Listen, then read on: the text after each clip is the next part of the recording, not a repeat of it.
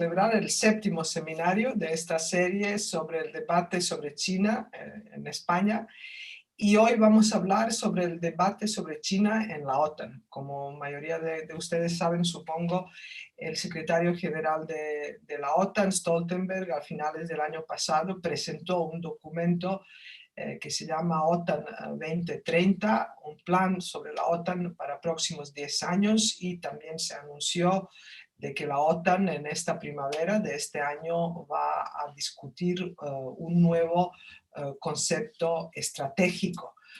En una de las novedades de este documento de la OTAN 2030 ha sido también la introducción de China y lo que representa China como desafío y como una amenaza para la OTAN. Para hablar de este tema, hoy contamos con 3 invitados de que es un privilegio poder contar con ellas. Con Nicolás Pascual de la Parte, el diplomático y el ex embajador de España en la OTAN, con Luis Simón, analista, director del Instituto Elcano de la Oficina de Bruselas y muchísimas cosas más, y de Elena Legarda, que también había participado en unas jornadas en FAES el año pasado, en septiembre, y como sabéis, ella es analista en MERIC en la sede de Berlín. Pues vamos a empezar por lo más, digamos, por lo más básicos, pero antes de ello solo quería mencionar algunas cosas. Yo, como siempre, espero del público que si quiere preguntar algo, que puede hacerlo a través del chat, y al final de este evento, durante los últimos 15 minutos, intentaremos responder a estas preguntas. Yo empezaré con una pregunta común para los 3. Es una pregunta, la misma pregunta para los 3 panelistas. Y es obvio que para la OTAN, China no representa una amenaza militar inmediata para la zona euroatlántica a la escala de Rusia, pero las políticas declaradas de China incluyen la ambición de convertirse en un líder mundial en inteligencia artificial para 2030 y de ser la principal superpotencia tecnológica mundial para 2049. Mantener una ventaja tecnológica en el mundo en que vivimos constituye la base sobre la que descansa, y en este caso, en caso de la OTAN, en última instancia representa la capacidad de la OTAN para disuadir y defenderse de posibles amenazas. Entonces, mi pregunta es justificada esta preocupación de la OTAN sobre ambiciones de China? ¿Debe la OTAN tener en cuenta las declaraciones de China de convertirse en esta superpotencia tecnológica? ¿Y por qué? Voy a empezar por Luis Simón. Luis, a ti, tú que también conoces mucho la OTAN, ¿te parece justificada esta preocupación? Buenas tardes, mira, bueno, muchas gracias por la invitación, un placer estar aquí.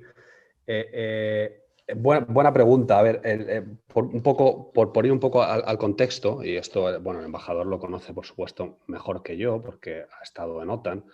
El desafío chino, que a mi juicio es un desafío en última instancia político o geopolítico, si bien tiene manifestaciones diplomáticas, militares, económicas, tecnológicas, pero bien, todo eso son instrumentos del poder, ¿vale?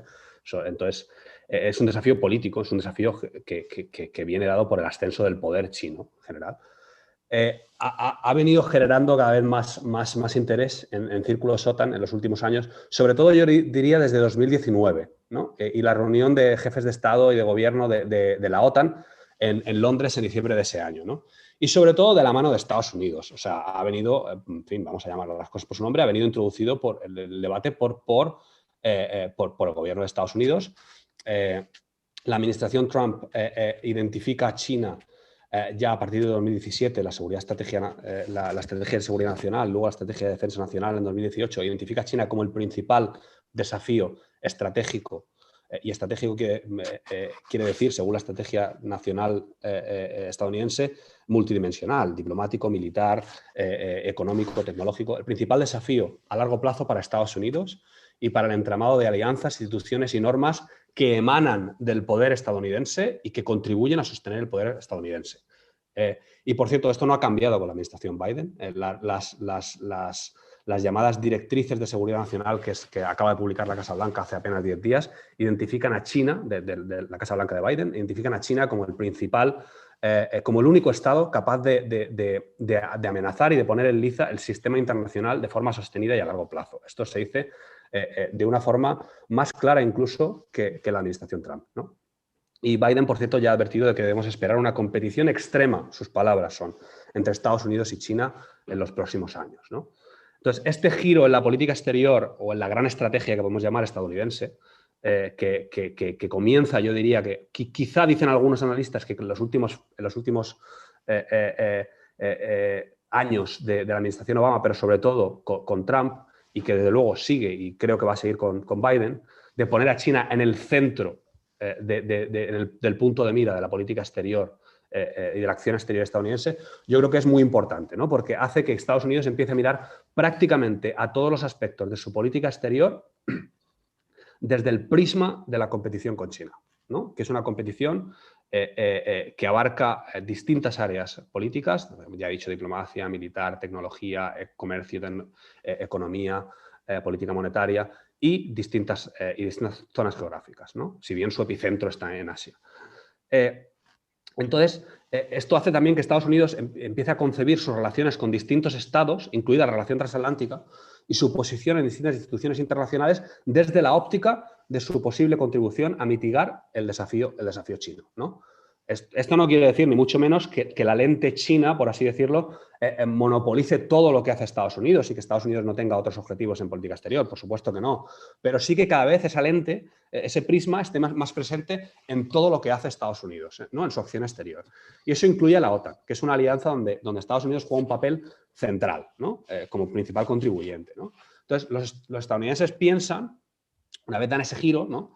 Empiezan a revisar todo desde la óptica china, piensan, y posiblemente con buen criterio, que sería extraño que una alianza en la que invierten tantos recursos militares y diplomáticos no tenga ninguna utilidad en lo que respecta a su primera preocupación estratégica, que es el desafío chino y cómo lidiar con él, ¿no? Entonces, yo creo que esto es algo que el secretario general de la OTAN, Stoltenberg, entiende muy bien, entiende perfectamente. Él entiende perfectamente que la OTAN no puede tener un futuro halagüeño, por así decirlo, si no es percibida como útil por parte de su principal valedor, que es Estados Unidos. Y yo creo que muchos países europeos también lo entienden, ¿no? De hecho, esto no es nuevo, ¿no? Por ejemplo, después de los ataques del 11 de septiembre, vemos que la OTAN se va a Afganistán, casi 60.000 tropas europeas allí, y sobre todo es como contrapartida a Estados Unidos, ¿no? O sea, que esta dinámica siempre ha estado presente en OTAN, ¿no? Y esto no quiere decir que los europeos se plieguen o tengan que plegarse a deseos estadounidenses, pero tampoco que ignoren sus prioridades estratégicas, ¿no? Los europeos nunca van a querer ir tan lejos o de forma tan decidida como los americanos querrían, pero sí que recorren cierto camino, ¿no? Y yo creo que esto lo estamos viendo, esta dinámica la estamos viendo en el tema OTAN también, ¿no? Cuando lo introducen los americanos en OTAN hay mucho pushback, hay mucha resistencia por parte de los europeos, pero eso poco a poco se va suavizando y, bueno, y vamos avanzando hacia un compromiso, ¿no? Entonces vemos una ofensiva diplomática de la administración Trump por conseguir el alineamiento de Europa en relación con China. Y ningún país europeo y ninguna institución europea, ni siquiera la OTAN ni la Unión Europea, son ajenos a esa ofensiva diplomática, ¿vale? Y es una ofensiva que yo creo que continúa con Biden y que va a seguir continuando con Biden, ¿no? Es cierto que la OTAN es una organización militar que se centra en disuasión y defensa de la región euroatlántica y que no parece que China represente una amenaza militar directa para dicha región, pero sí que también es cierto que los americanos ven que tiene utilidad diplomática el introducir el tema China en la OTAN, porque eso también permite socializar a los europeos y, digamos, que plantear la conversación europea, ayudar a moldear la conversación europea sobre China y que los europeos sean más conscientes del componente de desafío estratégico y tal, ¿no? Entonces yo diría que van por ahí los tiros. En fin, no me enrollo más, que seguro que el Sí, embajador... no, pero te volveré a tienen... preguntar sobre lo que nos has explicado y cómo se va a relacionar esto con el concepto de la llamada y dichosa autonomía estratégica europea, ¿no? Pero esta pregunta es para luego. Voy a dar la palabra al embajador porque supongo que desea a contribuir a esto, sobre todo tratándose de OTAN, ¿no? Nicolás. Muchas gracias, Mira, buenas tardes. Y ante todo, muchas gracias a FAES por invitarme y darme la oportunidad de participar en este seminario. La verdad es que la pregunta que haces, Mira, es muy pertinente y empiezo por suscribir prácticamente todo lo que ha dicho nuestro amigo Luis. Simplemente quería resaltar 2 o 3 ideas que creo que de alguna forma pueden enmarcar el debate esta tarde.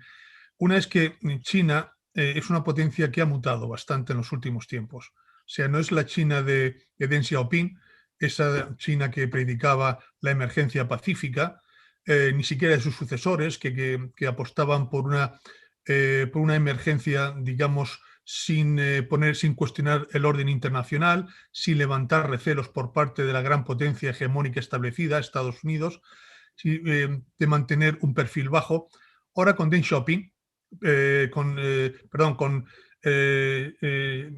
Xinjiang, Xi Jinping, pues con Xi Jinping, la cosa ha cambiado radicalmente y China parece ser que ha decidido quitarse la careta. Primero, ya habla de proyectar en la esfera internacional, política, estratégica y tecnológica su éxito comercial, su éxito político, su éxito como potencia emergente del siglo XXI. Dice claramente, además, que identifica claramente cuáles son sus intereses, que de momento son regionales, pero no renuncia a intereses más allá de la zona de influencia tradicional china. Y después, pues lógicamente, reforma las estructuras de poder y las disposiciones constitucionales que le permiten a Xi Jinping prácticamente eternizarse en el poder y concentrar más poderes ejecutivos, legislativos en sus manos que ningún otro predecesor suyo, quizás exceptuando a Mao Zedong.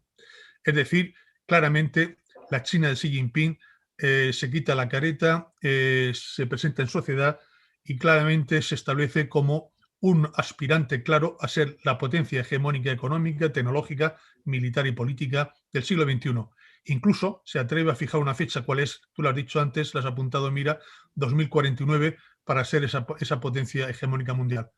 ¿Por qué el 2049? Porque será justamente la fecha en que se cumpla el centenario de la victoria del Partido Comunista Chino en 1949 y sería 2 siglos después de las guerras del opio que humillaron a China en el siglo XIX bajo la batuta extranjera, básicamente británica, y entonces sería, como digo, una buena efemérides para relanzar a China en el siglo XXI como la nueva potencia hegemónica mundial. ¿Qué ocurre ante esta situación? Ante esta situación, los Estados Unidos, lógicamente, como bien ha dicho Luis, piensan activar, movilizar todos sus recursos políticos, económicos, financieros, para hacer frente a ese reto hegemónico de China, que es el gran reto del siglo XXI. No nos confundamos, la cuestión, digamos, estratégica de geopolítica decisiva, determinante del siglo XXI va a ser el duelo, la rivalidad, incluso, esperemos que no, pero que se podría llegar a escenarios de conflicto y de confrontación entre China y Estados Unidos. Y ante esa situación nos tenemos que posicionar todos, europeos y españoles también.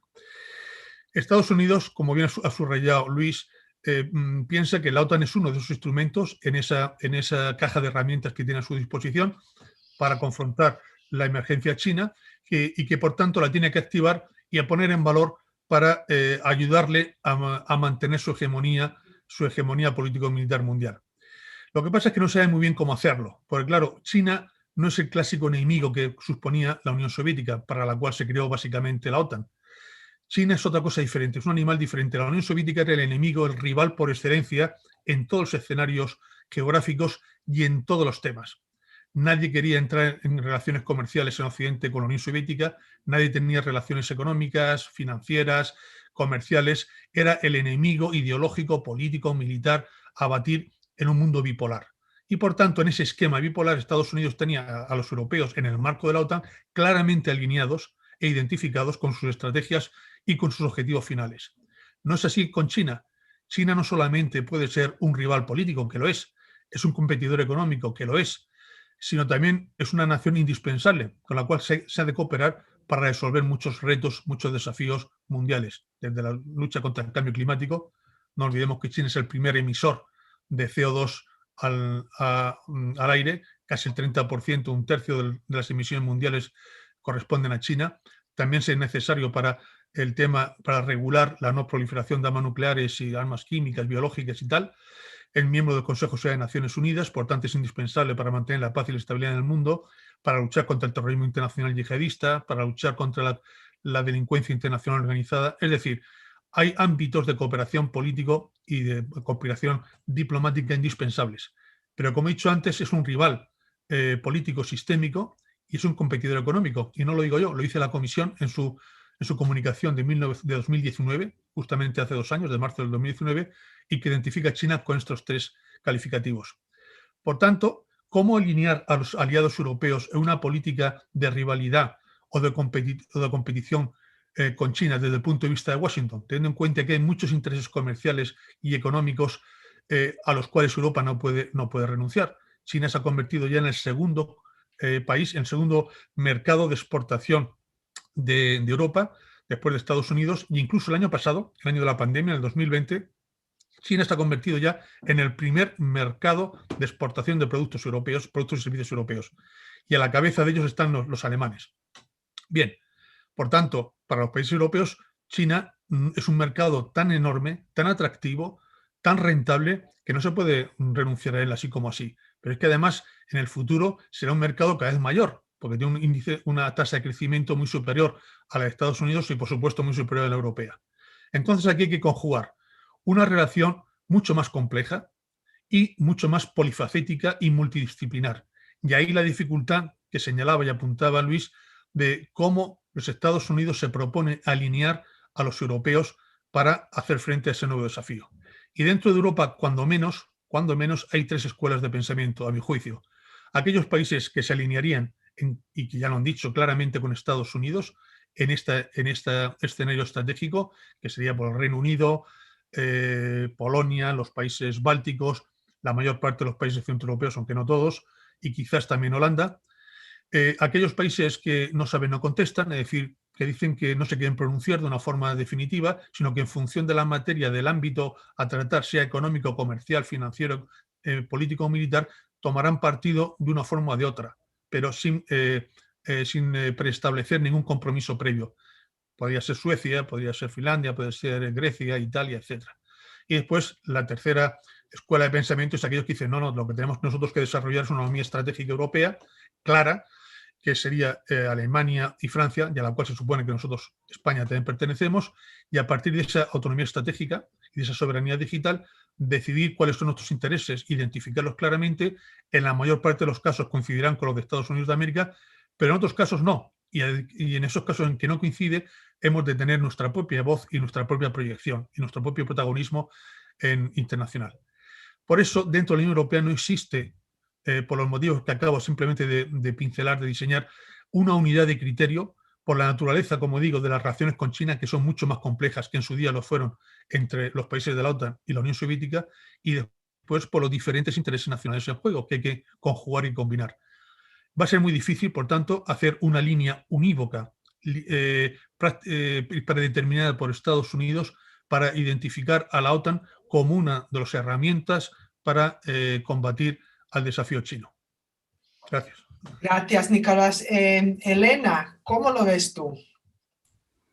Muchas gracias. Mira, lo primero, dar las gracias también a la Fundación por invitarme a este seminario. Es un tema muy interesante.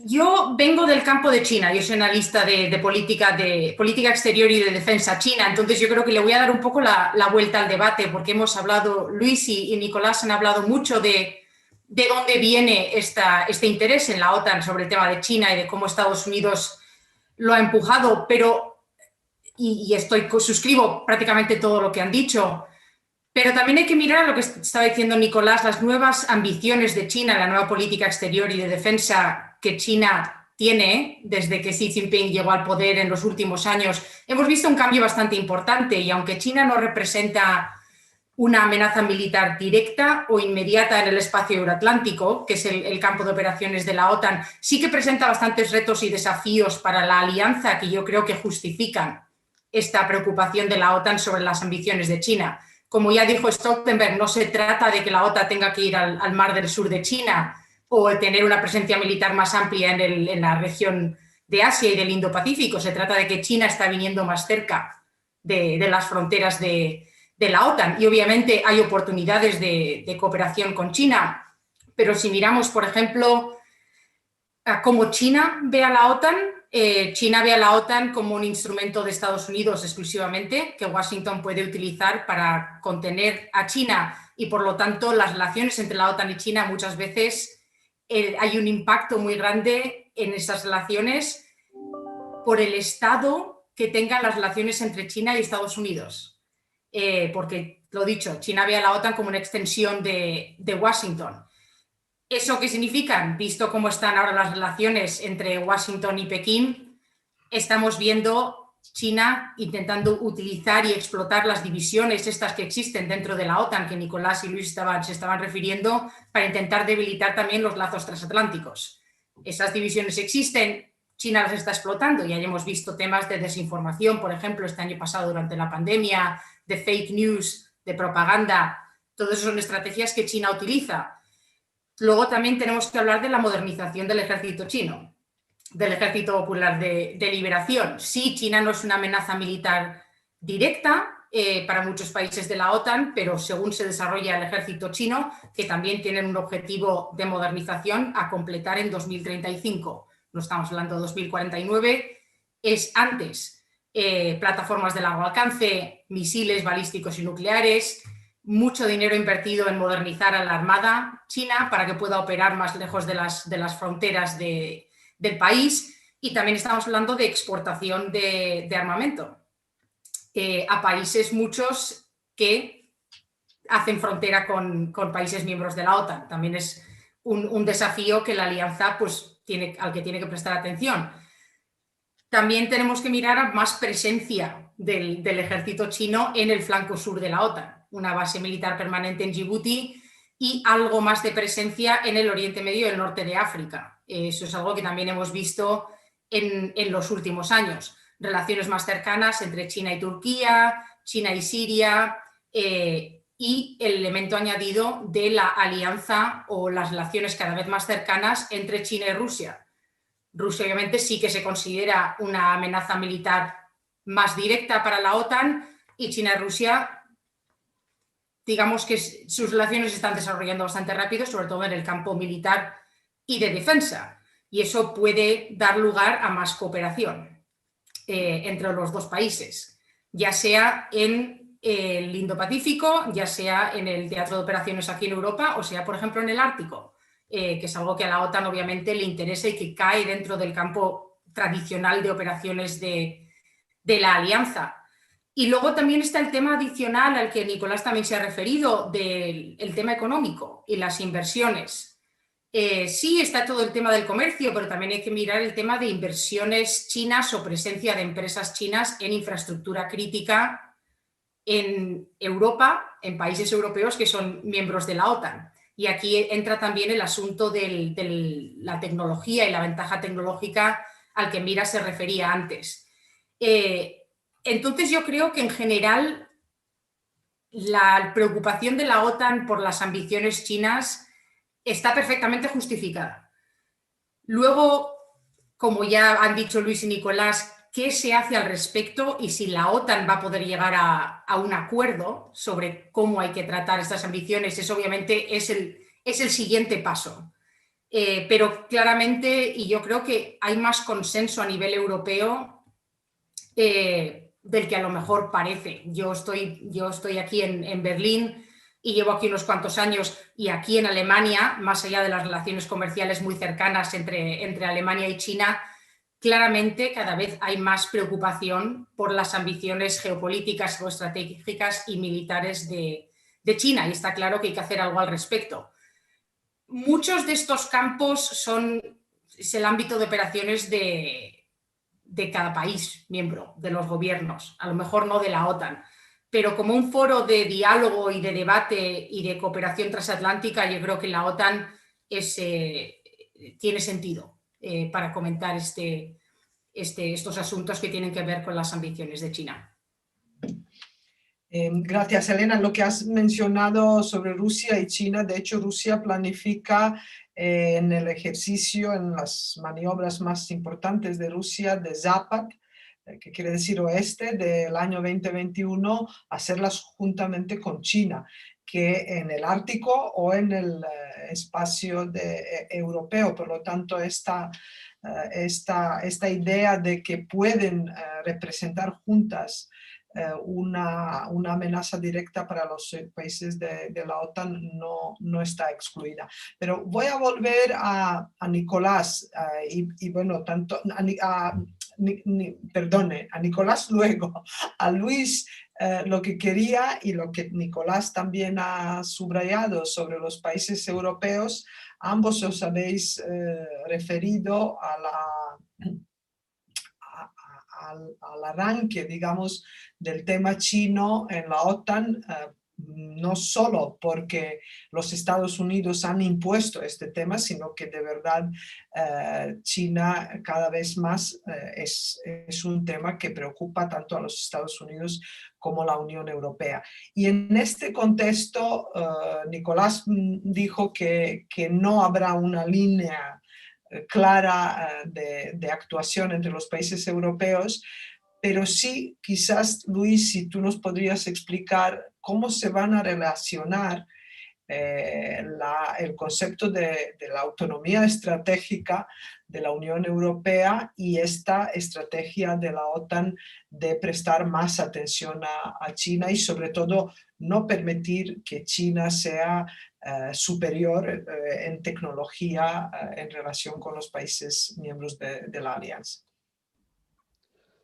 Gracias. Mira, yo creo que es una muy buena pregunta, ¿no? Porque vemos que el debate de autonomía estratégica europea, que es un concepto, un concepto pues, muy problemático, ¿no? Porque es muy ambiguo y quiere decir cosas distintas en función de quién esté hablando, ¿no? Pero es un debate que cuando surge sobre todo vinculado al ámbito de la seguridad y la defensa, ¿no? Y al hecho de que los europeos sean autónomos a la hora de garantizar su propia seguridad, ¿no?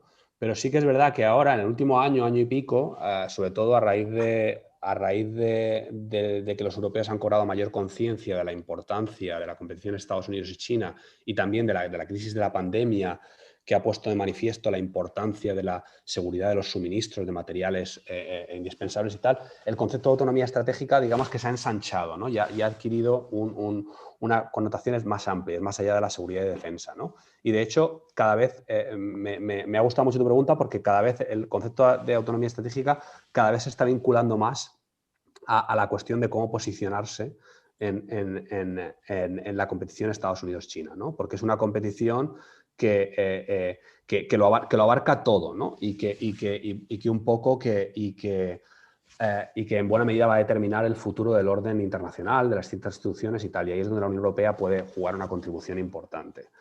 En ese sentido, yo creo que estoy de acuerdo con lo que ha dicho el embajador, o sea, sí, desde luego que la Unión Europea se está esforzando mucho por mantener cierta cohesión, o sea, yo creo que no debemos mirar a esto como algo binario, ¿no? De que la Unión Europea o está unida o está desunida. Obviamente es un espectro entre la unión y la división, es un continuum, ¿no?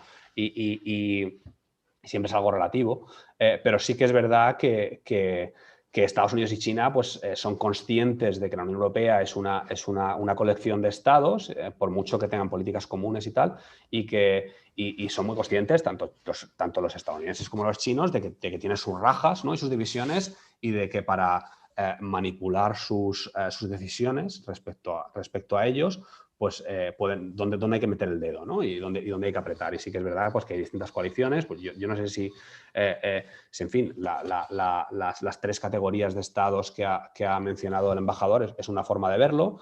Yo no sé hasta qué punto Francia y Alemania están verdaderamente en el mismo punto. Sí que es verdad que coinciden en muchas cosas, pero no en todo. Por ejemplo, ahora yo creo que con la elección de Biden los alemanes no es que vayan a abandonar ni mucho menos el objetivo de autonomía estratégica europea, pero sí que yo creo que van a dar más prioridad a la revitalización de la relación transatlántica, ¿no? Y sí que seguirán, por supuesto, insistiendo y retóricamente insistiendo en que los dos objetivos no son contradictorios, pero sí que hay un elemento, si no de contradicción, sí que está la realidad de que si priorizas uno, pues estás invirtiendo menos en el otro, ¿no?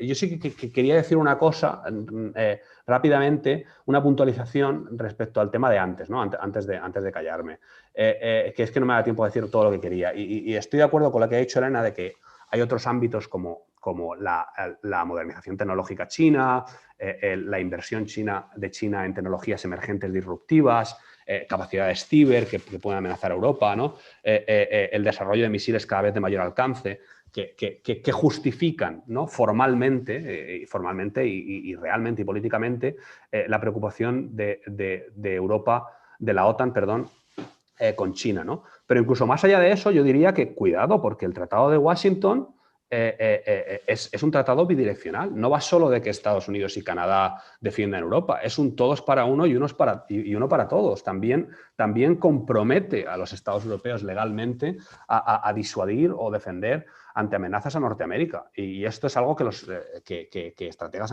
estadounidenses han dicho en varias ocasiones. Pero, en fin, ese es un debate un poco más estéril y legal, ¿no? Pero yo diría que independientemente de que haya justificaciones legales o justificaciones más o menos fundadas, como el tema de ciber o de tecnologías disruptivas emergentes y tal, que hagan que la OTAN se tome en serio el tema de China, yo creo que el motor principal de eso es el empuje diplomático y político de Estados Unidos para que así lo haga la alianza.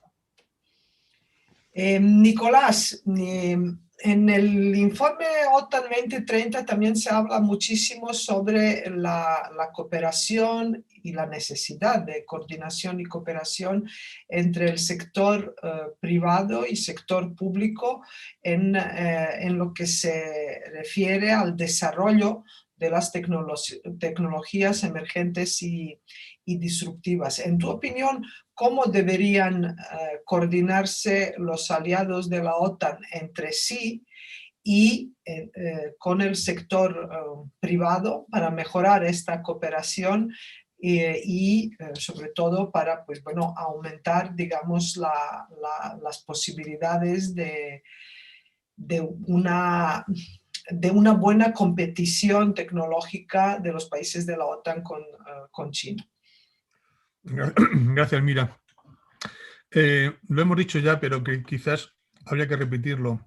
Lo ha dicho muy bien Luis y Elena, es decir, uno de los ámbitos fundamentales de la competición, de la rivalidad, no solamente entre Estados Unidos y China, sino en general hoy día, en el siglo XXI, es el ámbito de la ciberseguridad y de las tecnologías disruptivas emergentes. Y ahí China claramente nos lleva la ventaja a los occidentales en algunos sectores concretos, sobre todo en el tema de la telefonía móvil en la generación 5G y probablemente en las posteriores generaciones.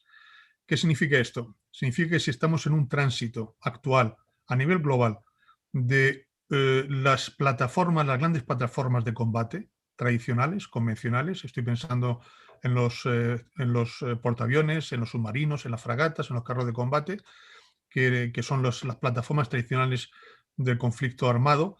En el siglo XXI, el conflicto se va a dirimir a través de sistemas informáticos, donde la información va a tener todo el protagonismo. Es decir, los drones, los satélites establecidos en el espacio, los globos geostáticos, etcétera, etcétera. En ese tránsito de la sociedad industrial a la sociedad de la información, China ha interiorizado claramente que tiene que estar en la vanguardia de esas nuevas tecnologías disruptivas emergentes, como señaló Luis. Y la verdad es que lo están haciendo bastante bien.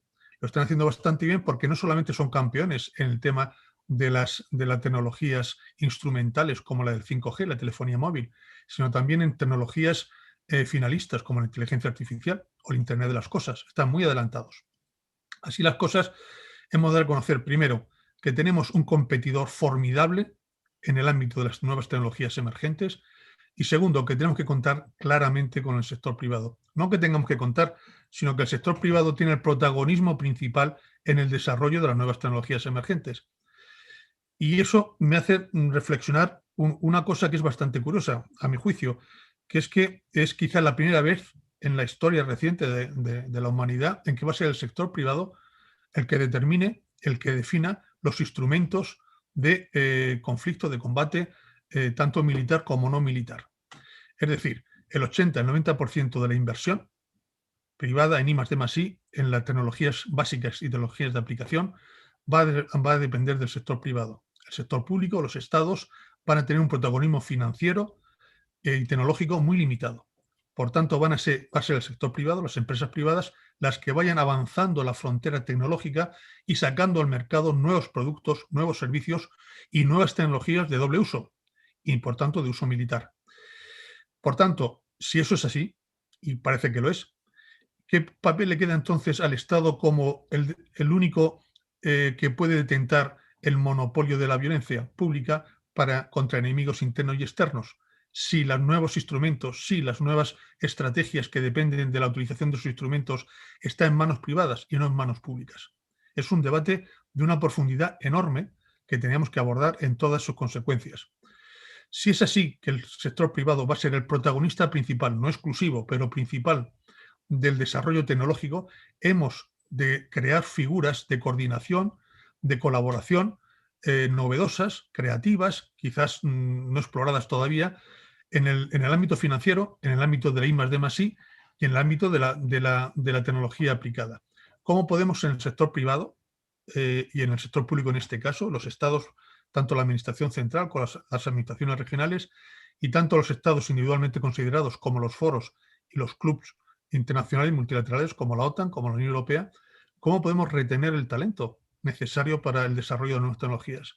¿Con qué incentivo vamos a retener talento que la empresa privada, dadas sus características remuneratorias, es mucho más competitiva? Entonces tenemos el problema de crear, retener y atraer talento para las empresas públicas y para el Estado.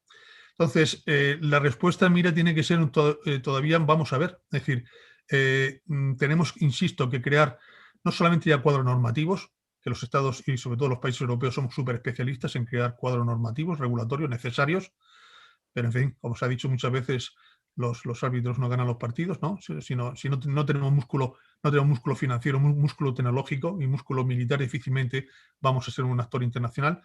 ¿Cómo vamos a crear esos marcos de coordinación intensa entre el sector privado y el sector público para, de alguna forma, afrontar el reto que nos supone China? Problema que, por cierto, China no tiene, porque China, el sector privado y el sector público, no tiene esas fronteras claramente delimitadas como en Occidente.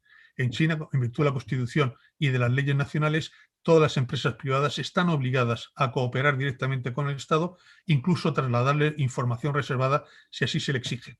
Eso por un lado. Y por otro lado, la mayor parte de las empresas que se dicen privadas están en manos públicas o al menos financiados, y eso nos lo dirá Elena, que es una gran especialista, que esto sabe mucho más que yo, a través de subvenciones, a través de préstamos a interés cero o interés negativo, a través del dumping de producción.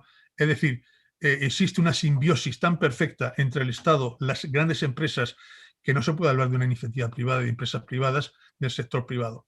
Por tanto, esa dificultad o ese reto que tenemos nosotros para combinar el sector público y el privado, China no lo tiene. Y por tanto, su respuesta puede ser más eficaz y más unívoca. Embajador, has respondido a una pregunta que yo que preguntaba Rubén García Servet, que acabas de responderla. Él aquí a través del chat planteó la pregunta exactamente esta, que privado en China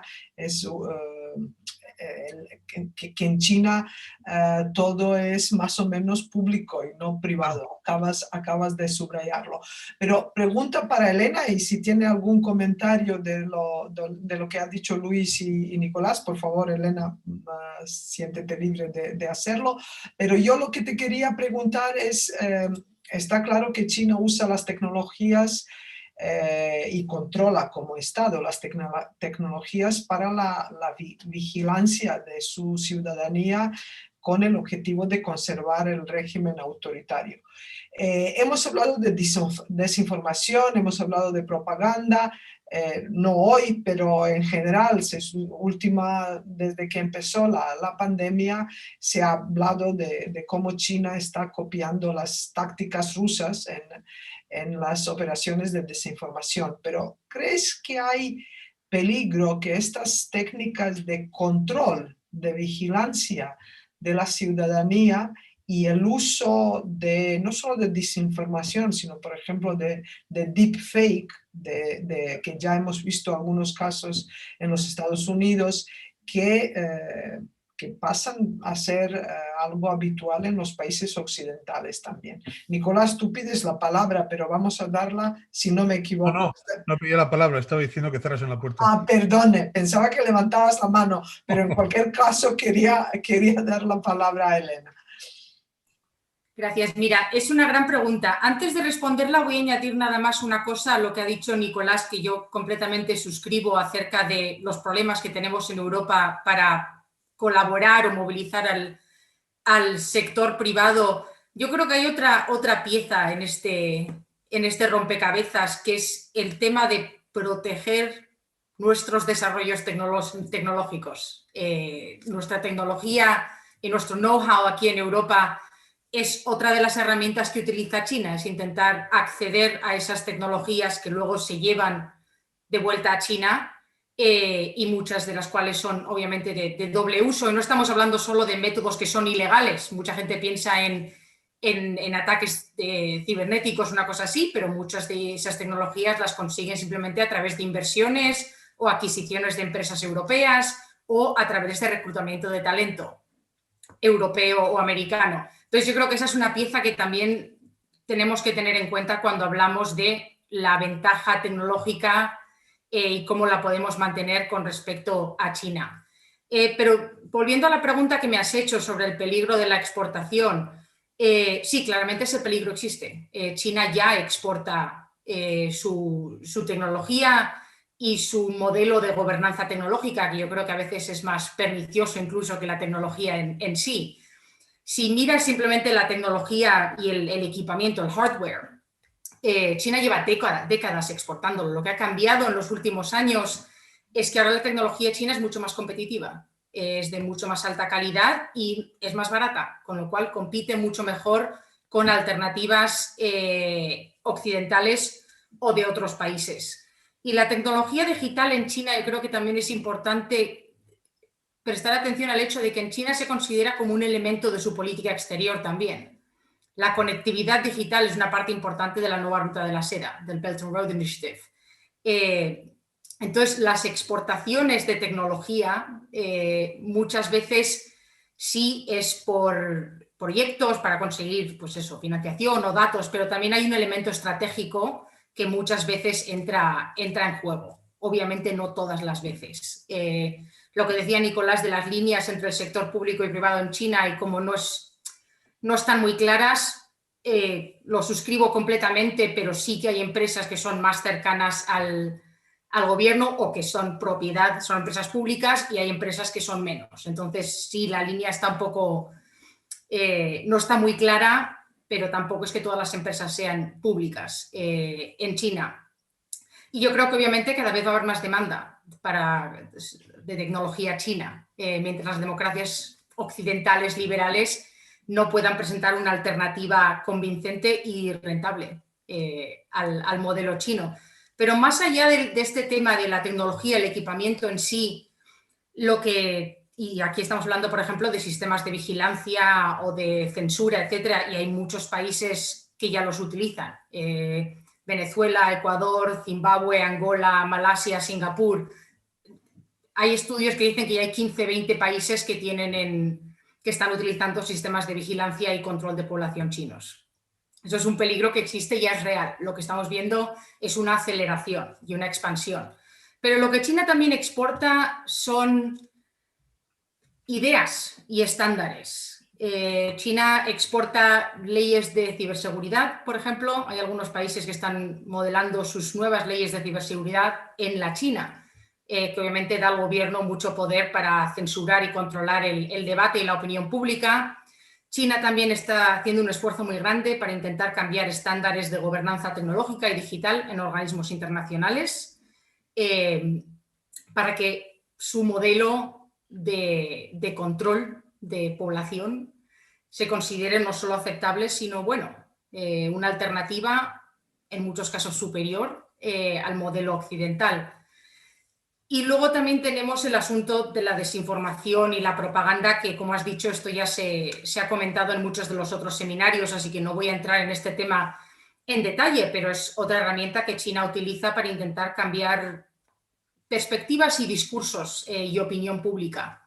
Y esto no es exclusivo de Europa ni de Estados Unidos, esto pasa por todo el mundo. Taiwán siempre ha sido un poco uno de los laboratorios para China, por la cercanía no solo geográfica, sino lingüística. Mucho más fácil, temas de desinformación, de propaganda, etcétera.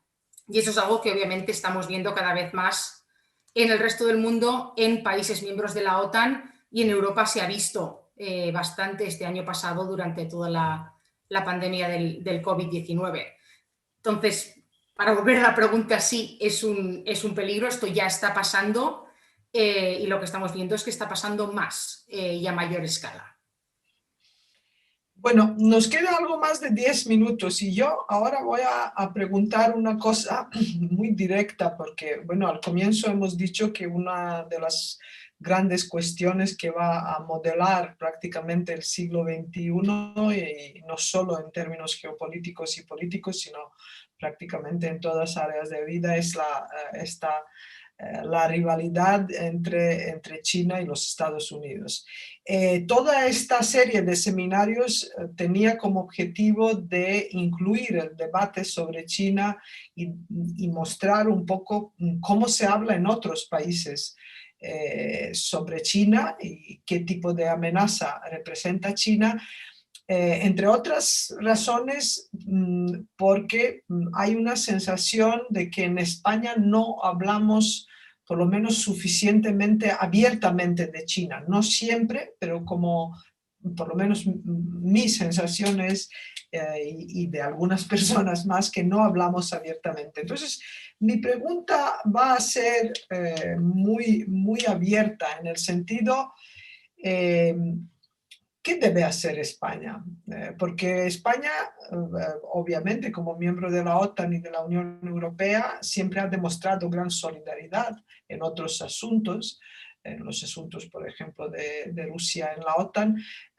¿Qué debe hacer España en este caso si llegamos a este límite de elegir el bando, ¿no? Y a veces algunas voces de los Estados Unidos, y como ha subrayado Luis, que hay un bipartisan agreement, ambos partidos están de acuerdo que China es la gran amenaza para la seguridad nacional de los Estados Unidos. Si nos obligan a elegir, ¿qué vamos a hacer? Luis.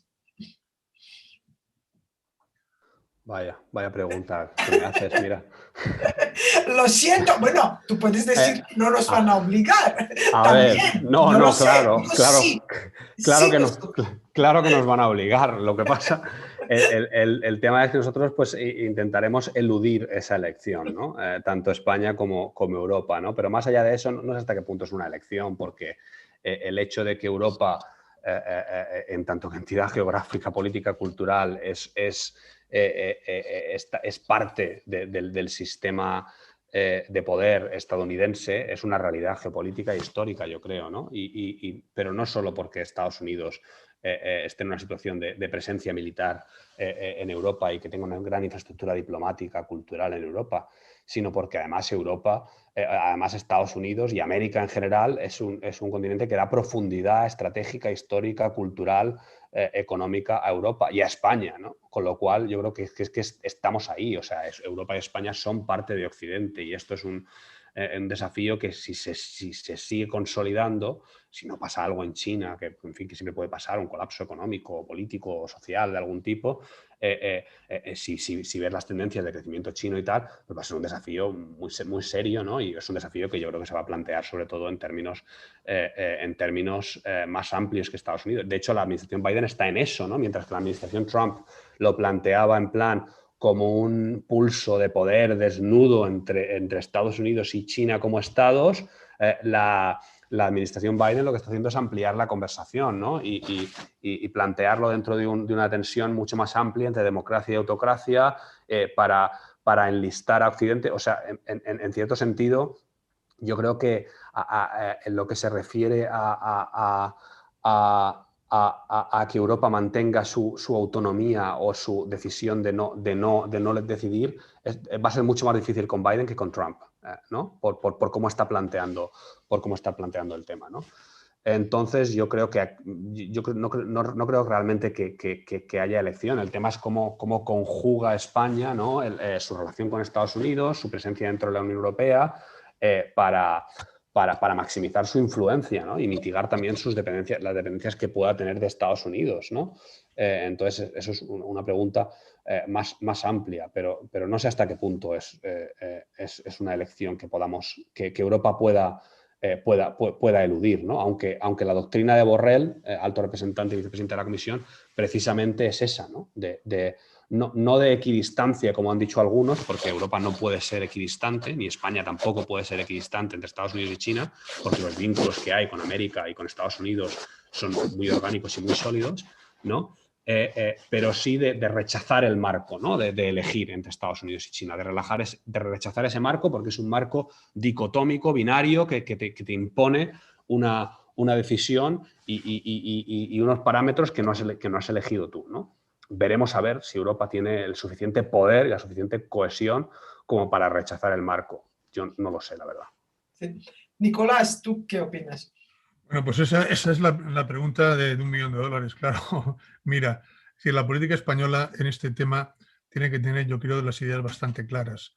Somos un país con unos valores, con unas convicciones, pero también somos un país con los intereses y por tanto tenemos que tener una política exterior principle, que sería en inglés, es decir, basada en principios y en convicciones, pero también pragmática y realista hasta cierto punto. La relación, por tanto, con respecto a esta rivalidad entre Estados Unidos y China se ha de vehicular a través de la Unión Europea. Totalmente de acuerdo con Luis. Y aquí España sí puede introducir elementos de racionalidad, de moderación, desechando como premisa la que ha dicho Luis. No se puede mantener una equidistancia entre una dictadura y entre una democracia, entre un aliado y un no aliado, entre un país que no respeta los derechos humanos, ni las libertades fundamentales, ni la separación de poderes, como es China, y un país que comparte con Estados Unidos todo el acervo cultural, político, idiomático, histórico con Europa y con España. Por tanto, desechar de nuestro vocabulario la palabra equidistancia, pero sí introducir elementos de moderación, de racionalidad y de pragmatismo. El primer frente en el que se va a ver, nos va a poner a prueba a todos, europeos y españoles, por supuesto, va a ser el tema de la ciberseguridad y de las amenazas híbridas. Aquí se está produciendo una divergencia clarísima entre el espacio, lo ha apuntado antes Elena perfectamente, entre el espacio chino y el espacio norteamericano anglosajón. Es decir, China está tratando de imponer su nueva estandarización normativa y tecnológica en los organismos internacionales para crear un polo de regulación y de poder tecnológico en torno a China, a sus intereses, a sus empresas. Y Estados Unidos está haciendo lo propio, con lo cual se puede producir una decoupling, una segregación, una fracturación del ciberespacio. Eso sería un desastre para todos, pero especialmente para los europeos y para los españoles. Por tanto, el primer deber que nos tenemos que autoimponer como españoles y como europeos es evitar esa divergencia progresiva entre China y Estados Unidos que puede romper el ciberespacio que nosotros consideramos como un bien global común, que ha de estar abierto a todos los actores, a todos los estados y los ciudadanos del mundo como un factor multiplicador de la riqueza y de la prosperidad. Y por tanto tener un ciberespacio abierto, accesible, justo, equitativo, no discriminatorio. Ese debe ser el primer objetivo de la política exterior de Europa y de España con respecto a la rivalidad entre China y Estados Unidos. El segundo, lógicamente, es tratar de entrar en dinámicas de negociación, de control y reducción de armamentos, evidentemente. Aquí China no se sienta vinculada por todo el esquema de control y reducción de armamentos que establecieron los Estados Unidos y la Unión Soviética a finales del siglo XX, porque ellos piensan que primero no fueron actores entonces y que ahora no disponen ni mucho menos del gran arsenal nuclear que tienen las dos grandes superpotencias nucleares, Rusia y Estados Unidos. Ni siquiera quieren poner sus misiles de alcance medio dentro del marco regulador internacional, pero aquí habrá que hacer una llamada de atención claramente a China. Si China quiere convertirse en una superpotencia, o al menos una potencia hegemónica, ha de asumir las responsabilidades asociadas a ese estatus. Es decir, China se tiene que convertir en una potencia que exporte paz, seguridad y estabilidad. Y por tanto tiene que someterse a unos estrictos controles, no solamente ya de su desarrollo de armamento, sino de ser un actor activo para el control y la reducción de armamento de destrucción masiva. Ese sería quizás el segundo frente. Y el tercer frente claramente es que China tiene que utilizar su nuevo protagonismo, su nueva incidencia e importancia en los organismos internacionales.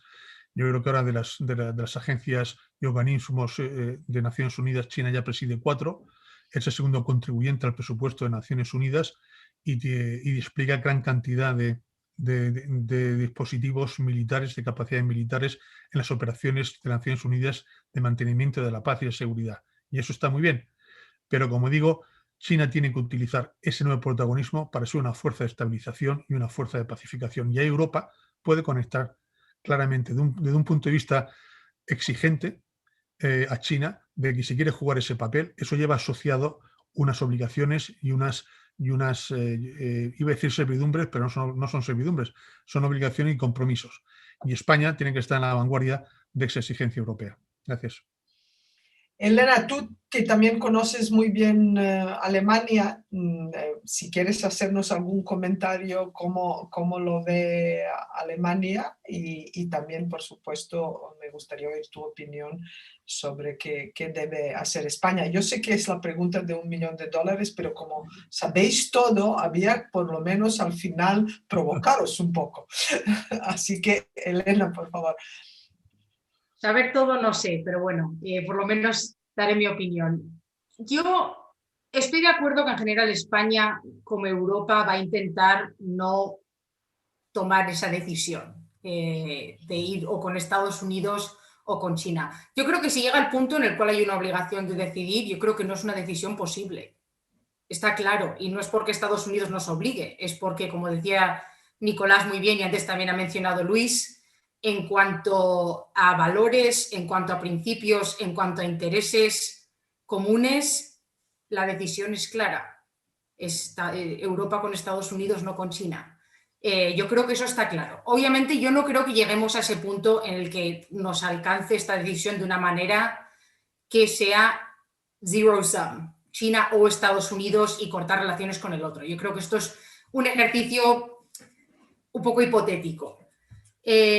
Yo creo que lo que tiene que hacer Europa, obviamente hay oportunidades de cooperación y colaboración con China en varios campos y en varios frentes, pero no en todos.